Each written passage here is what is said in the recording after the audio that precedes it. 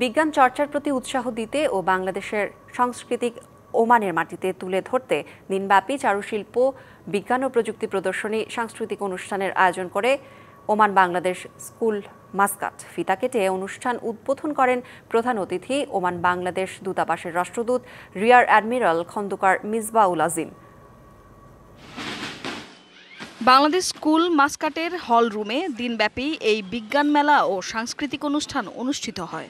সভাপতিত্ব করেন স্কুল বোর্ডের চেয়ারম্যান ইঞ্জিনিয়ার কাজী ইমদাদ হুসাইন। এই উৎসব উপলক্ষে শিক্ষার্থীদের মধ্যে চিত্রাঙ্কন, প্রযুক্তি, চারুশিল্প ও বিজ্ঞানে স্টল স্থান পায়। ওমানের মাটিতে এমন আয়োজনে আনন্দে উচ্ছ্বসিত স্কুল শিক্ষার্থী, অভিভাবক ও শিক্ষক মণ্ডলী। আলহামদুলিল্লাহ, অনেক ভালো লাগছে। আমার এখানে অনেক ভালো একটা অভিজ্ঞতা হয়েছে। আর অনেক কিছু শিখতে পারছি। আল্লাহর রহমতে আমরা বড় হই, আর অনেক কিছু ভালো করে করতে পারি।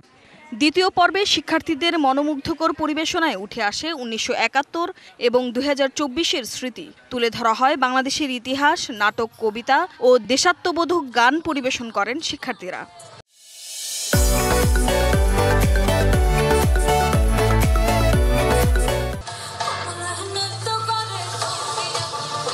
এই আয়োজন শিক্ষার্থীদের সৃজনশীল মনোভাব এবং উদ্ভাবনী চিন্তার বিকাশে এক অনন্য দৃষ্টান্ত স্থাপন করল বাংলাদেশের স্কুল মাস্কাট।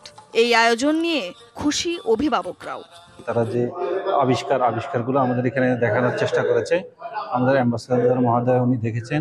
আমাদের ছাত্ররা খুবই ভালো ভালো প্রদর্শনী দেখিয়েছেন। এখানে আমাদের অ্যাম্বাসেডর স্যার আসছিলেন এবং ম্যাডাম আসছিলেন। সুন্দরভাবে আমাদের স্কুলের টিচাররা এবং বাচ্চারা প্রোগ্রামটাকে অর্গানাইজ করেছেন।